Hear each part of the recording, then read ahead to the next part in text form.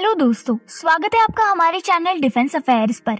दोस्तों, जैसा कि हम जानते हैं कि इंडियन एयरफोर्स और अमेरिकन एयरफोर्स वेस्ट बंगाल के कलाईकुंडा एयरबेस पर मिलिट्री एक्सरसाइज कंडक्ट करने जा रहे हैं। इस एक्सरसाइज का मेन ऑब्जेक्टिव ये है कि ये दोनों फोर्सेस एयर क्रू टैक्टिक्स और फोर्स एम्प्लॉयमेंट पर फोकस करेगी। इस एक्सरसाइज के दौरान चाइना को सबसे ज्यादा चिंता देने वाली बात ये है कि इंडिया और अमेरिका के एक साथ आने के अलावा इसमें जापान भी एज एन ऑब्जर्वर पार्टिसिपेट करेगा। इस एक्सरसाइज को कंडक्ट करने के पीछे का जो सबसे बड़ा ऑब्जेक्टिव है वो ये दिख रहा है कि ये तीनों फोर्सेस चाइना को सीधे ये चैलेंज दे रही हैं कि वो इंडो पैसिफिक रीजन में अपनी मैरीटाइम प्रेजेंस को कम कर दे। इस एक्सरसाइज में अपनी एयर मनूवर को शोकेस करने के अलावा ये दोनों फोर्सेस इंटरऑपरेबिलिटी को इम्प्रूव करने पर भी फोकस करेगी, जिसके लिए इंडियन एयरफोर्स अपने फ्रंटलाइन फाइटर्स Su-30 MKI, राफेल और indigenous light combat aircraft Tejas के अलावा कई मल्टीपल फोर्स के साथ इसे कंडक्ट करेगी।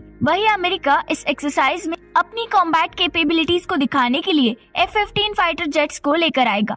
अगर हम एक्सरसाइज में जापान के पार्टिसिपेशन की बात करें तो Japanese air self defence force ने पहली बार कोप इंडिया में 2018 में एज एन ऑब्जर्वर पार्टिसिपेट किया था, जिसके लिए इन दोनों देशों ने डिफेंस मिनिस्ट्रियल मीटिंग के दौरान 20 अगस्त 2018 को एक अग्रीमेंट भी साइन किया था। अगर हम इसी को लेकर रिपोर्ट्स की मानी तो एक्सरसाइज को एक ट्राइलेटरल एयर एक्सरसाइज बनाने के लिए सबसे पहला प्रपोजल अमेरिका ने दिया था, जिसमें जापान को as a third country include किया गया। और यही वजह है कि जापान इस एक्सरसाइज में ऐसे ऑब्जर्वर की तरह पार्टिसिपेट कर रहा है और बहुत ही जल्द ये एक्सरसाइज ट्राइलेटरल लेवल के फेज पर पहुंच जाएगी। इसी तरह India US bilateral Malabar naval exercise भी ट्राइलेटरल कर दी गई, जब 2015 में इस एक्सरसाइज में जापान को ऐड किया गया।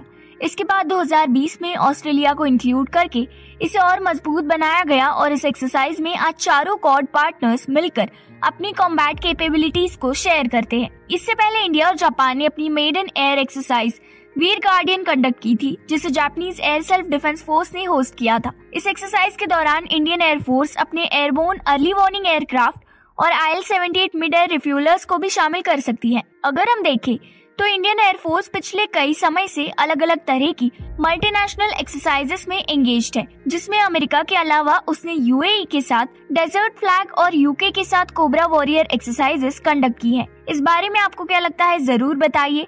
वीडियो को लाइक कीजिए, चैनल को सब्सक्राइब कीजिए।